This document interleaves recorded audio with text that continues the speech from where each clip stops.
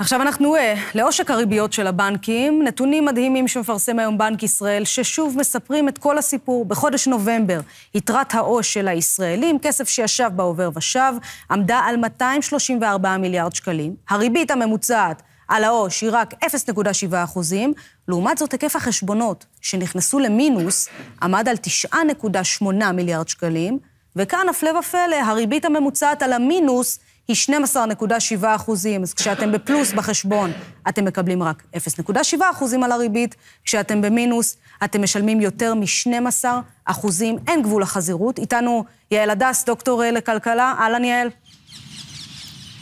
אהלן עמליה, מה שלומך? בסדר, תראי, משקי הבית ממש פריירים כנראה, אבל בנק ישראל גם לא עושה יותר מדי כדי לעצור את העושק הזה, אז בואי תני לנו את הטיפים לצופים שלנו, למי שעכשיו נמצא בסיטואציה דומה, מה כדאי לעשות כדי לא ליפול למלכודת של הבנקים?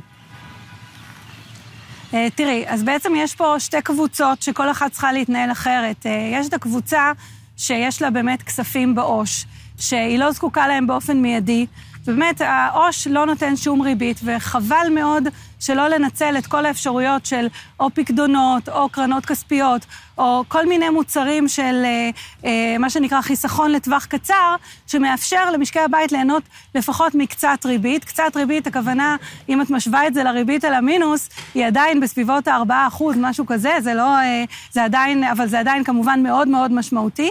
אחד הבעיות בכלל בישראל שאנשים לא כל כך מבינים באמת את הכוח של הריבית והריבית דריבית לגדל על פני זמן, ולכן ככה חשוב להעמיק ולהבין את זה, ואם אתם מרגישים שאתם לא יודעים מה זה, אז פשוט חפשו בגוגל מה זה ריבית דריבית, כדי לנסות להתחיל להבין כמה חשוב לדאוג שכל שקל שנמצא בעו"ש באמת יישא ריבית.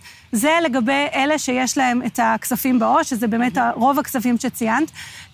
לגבי האנשים שבמינוס, באמת, אני רוצה להגיד כמה דברים בנושא המינוס. דבר שאני צריך להבין שהמערכת הבנקאית היא לא מערכת שנמצאת בתחרות גדולה. יש מעט מאוד בנקים, משהו כמו 10 בנקים, וזה מאפשר להם באמת לתת מחירים מאוד מאוד גבוהים, שגורמים גם לרווחים המטורפים שאנחנו רואים כפי שנמסר לנו בתקשורת. עכשיו, באמת, הציבור יש לו בעצם רק שתי אפשרויות, או באמת לנסות למצוא את הריבית הכי נמוכה, או שבאמת בנק ישראל, אם בנק ישראל יבחר להתערב, ייתכן שהוא באמת צריך לשקול את זה, כיוון שאתה יודע, הכלכלנים לא אוהבים להתערב בשוק, אבל זה תפקידו של רגולטור, וצריך בהחלט לנסות להגן על הציבור בעניין הזה.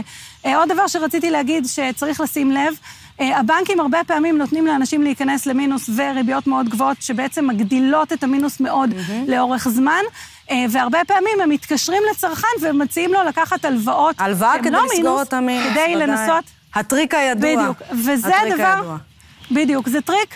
אם את שואלת אותי איפה הבנק ישראל צריך להתערב מיד, זה פה.